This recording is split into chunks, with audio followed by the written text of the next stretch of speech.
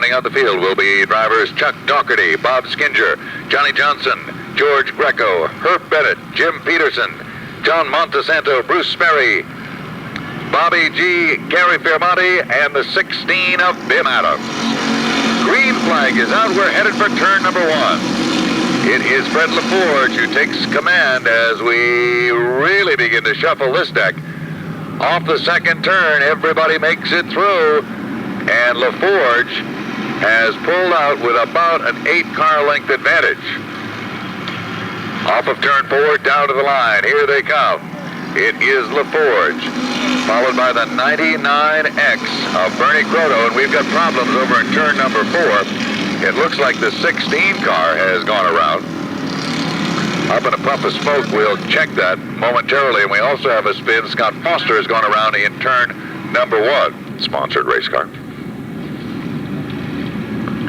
And we're looking trim. Peter Locke pulls the pace car into the infield, and we should be getting back underway. And there's the green. We're underway.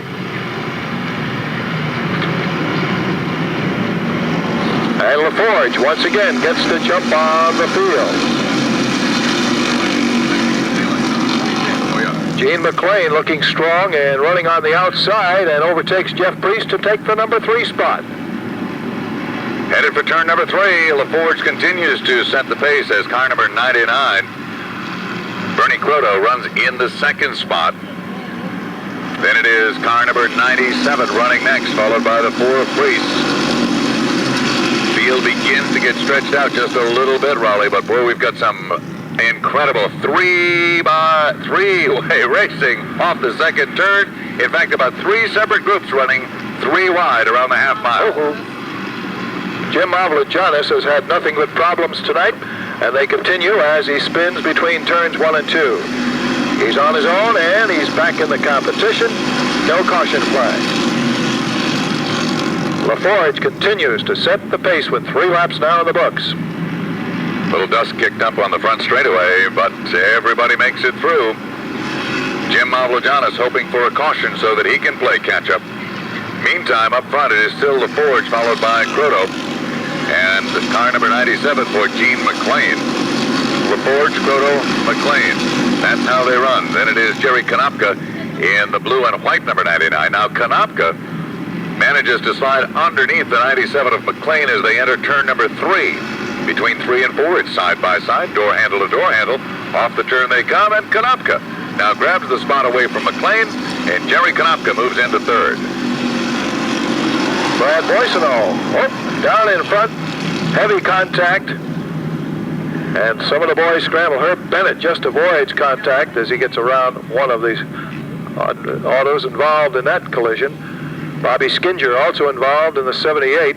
Heading out of turn 3 into 4, Fred LaForge had held the lead, and let's see if he can survive the challenge of Bernie Croto. These two fellows have raced together many, many times. There's a green flag, and we're underway, and LaForge gets himself a good start. Gene McLean comes to the inside in the 97 to work over Croto. Tim Smith right on his bumper. In fact, he taps it, sends McLean a little sideways, but McLean recovers nicely. 36 car of Brad Boissonneau begins to move to the outside in turns 3 and 4. Brad tries to get hooked up off the turn, hangs way up high in the racetrack behind Timmy Smith, tries to bring Cliff Dakey in the 66 machine along with him. 3 wide for just a second as they approach turn number 1. They sort it out very, very nicely. A challenge now as Boissonneau takes the 36 into position number 4. He tries to bring the 99 car right along with him. Roy Scott Hanks of the 66 of Stakey worked the high groove. And it looks like LaForge is expanding his lead somewhat. He'll be a tough man to beat tonight if he certainly performs as he has in recent weeks.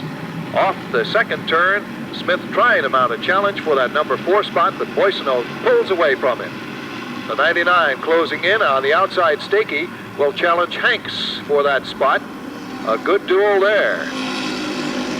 Meanwhile, back into turn number 1. As you mentioned earlier, Raleigh, Fred LaForge is really beginning to open things up an awful lot here as Jerry Konopka and the 97 of Gene McLean really begin to battle it out for second. Down on the inside, McLean gets a good bite on the low groove of the asphalt. Off of turn 4, back down across the stripe. It is McLean moving into second. Boisenholt is now up into the 4th position. He is about to make a move right directly behind the 97 of McLean as they head down that long back straightaway. Then it is Tim Smith in car number 81. The 25 of Roy Scott Hanks also moving into challenge. And believe it or not, we're at the halfway point.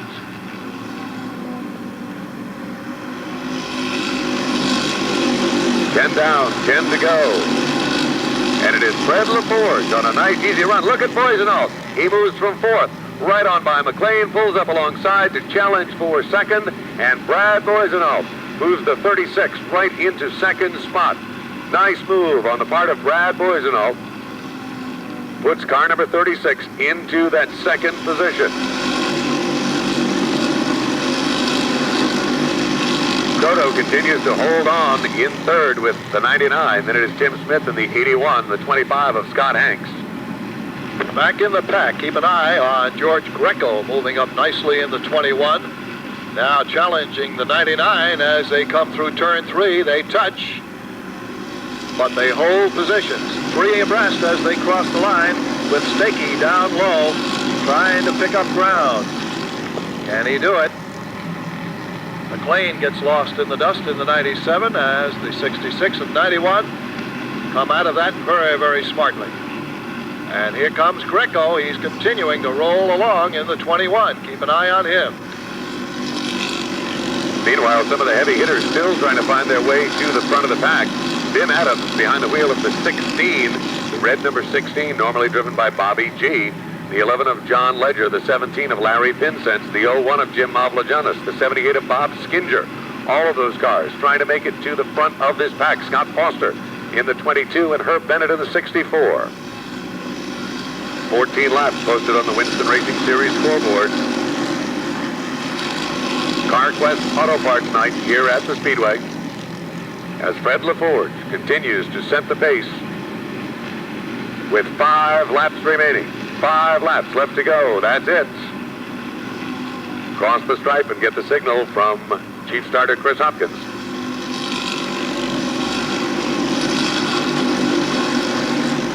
Greco continues his pursuit. He now is challenging Cliff Stakey for the number 6 spot. Stakey in the 66, Greco now behind him in the 21. Tom Butler closing also in on Greco to make a 3-way match right there. McLean really lights up that right rear that time, Raleigh, as he comes off of turn number 4. Gets way up high. When he does, John Ledger in the 11 moves down underneath. Makes the move. 3 wide racing, not uncommon throughout the entire pack here tonight. As your leader, car number 3, Fred LaForge continues to set the pace. And what a pace he is setting. He's probably yawning about now. Black flag is out for car number 4. Car number 4.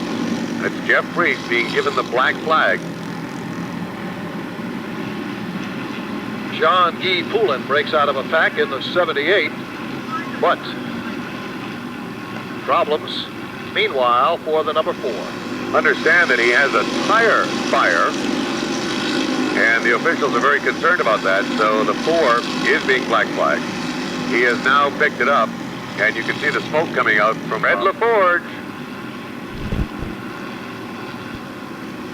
Boisenholt will just have to hope for a miracle right about now if he wants a win tonight, but he looks very strong in second as Hanks holds down the number 3 spot. Tim Smith, let's see if he can mount a challenge in the 81 down the backstretch. Barry Simons will be moving down to victory lane to talk to our winner, and here he comes. It is Fred LaForge, car number 3, to take down the win, and Barry will be talking to him in just moments.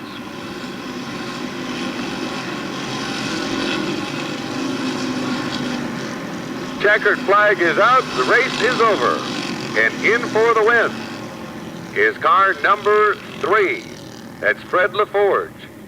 He was the leader when we picked up this feature with 5 laps already in the books from a couple of weeks ago, so that's the schedule. Okay, that sounds good. Let's go trackside. Here's Barry. Yeah, good evening, Russ. Good evening, ladies and gentlemen. Good evening, Fred. And firstly, those trophies are yours. hearty congratulations. You were doing rather well in the first part of the race a couple of weeks ago. You leapt away. Did you have anything to spare? No, the car was running pretty good. We'd been here for the Sizzler. We didn't qualify, and it's ironic because we never even finished a feature race here before, and we've been here 7 times. So it's a nice finish. I'm glad. I'm happy. The crew worked hard. The sponsors, they all worked hard. So see how it goes now for the next race. And what about your team of experts who are with you and waiting to give you a very big cheer? Who are they? It's all my crew members and friends, and they just do a fabulous job on the car. And I just can't say nothing else. They just do a fabulous job in the car.